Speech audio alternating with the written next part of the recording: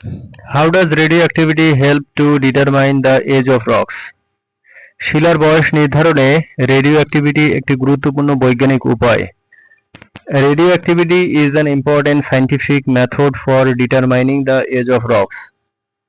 শিলার ভেতরে কিছু তেজস্ক্রিয় উপাদান যেমন ইউরেনিয়াম, থোরিয়াম ও পটাশিয়াম থাকে। Rocks contain some radioactive elements such as uranium, thorium and potassium. এই উপাদানগুলো সময়ের সাথে সাথে ধীরে ধীরে ক্ষয় হয়। These elements gradually decay over time. ক্ষয়ের ফলে তারা নতুন নতুন স্থিতিশীল উপাদানে রূপান্তরিত হয়। Through decay, they transform into new stable elements. যেমন ইউরেনিয়াম ক্ষয় হয়ে সীসায় রূপান্তরিত হয়। For example, uranium decay into lead. আবার পটাশিয়াম 40 ক্ষয় হয়ে আর্গন 40 এ রূপান্তরিত হয়। Similarly, potassium 40 decays into argon 40. প্রতিটি তেজস্ক্রিয় উপাদানের একটি নির্দিষ্ট হাফ লাইফ থাকে। Each radioactive element has a fixed half life. Half life হলো সেই সময় যখন কোনো উপাদানের অর্ধেক অংশ ক্ষয় হয়। Half life is the time it takes for half of a substance to decay. শিলায় মূল উপাদান ও ক্ষয় উপাদানের অনুপাত মাপলে বয়স নির্ধারণ করা যায়। The age of rocks can be determined by measuring the ratio of parent and daughter elements. এই পদ্ধতিকে রেডিওমেট্রিক ডেটিং বলা হয়। This method is called radiometric dating. Radiometric dating আপেক্ষিক নয়, বরং সুনির্দিষ্ট সংখ্যাগত বয়স দেয়। Radiometric dating provides an exact numerical age, not just relative age. উদাহরণস্বরূপ, যদি কোনো আগ্নেয় শিলায় ইউরেনিয়াম 238 ও সীসার অনুপাত মাপা হয়, তবে তার গঠনের সময় নির্ধারণ করা যায়। For example, measuring the uranium 238 to lead ratio in igneous rocks can determine when they formed. শিলার যত পুরনো বয়স, তত বেশি সীসা জমা হয়। The older the rock, the more lead it accumulates. অন্যদিকে পটাশিয়াম আর্গন পদ্ধতি আগ্নেয় শিলার বয়স নির্ধারণে বেশি ব্যবহৃত হয়। On the other hand, the potassium argon method is often used to date volcanic rocks.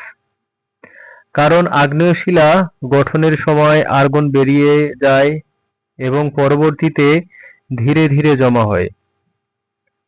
This is because argon escape during rock formation and then gradually accumulates.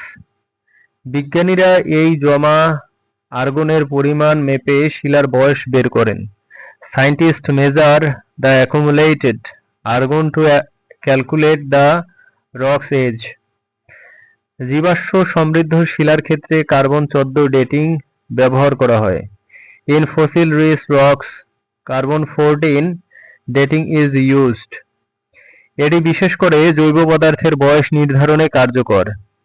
It is particularly effective for determining the age of organic materials.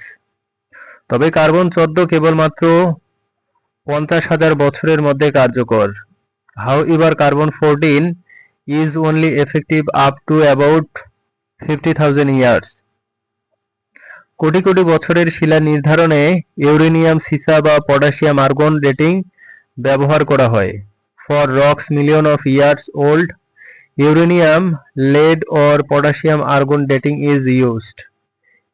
এইভাবে radioactive উপাদান শিলাকে একটি প্রাকৃতিক ঘড়ির মতো তথ্য দেয়। In this way, radioactive elements acts like natural clocks within rocks. শিলার বয়স নির্ধারণে অন্য কোনো পদ্ধতি এতটা নির্ভুল নয়। No other method is as accurate for dating rocks.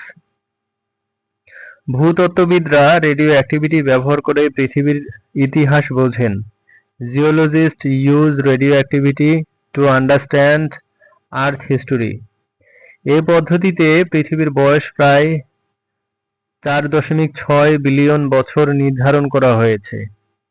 Using this method, the Earth age has been determined to be about 4.6 billion years. এছাড়াও চাঁদ ও উল্কাপিণ্ডের বয়স নির্ধারণেও এটি ব্যবহৃত হয়।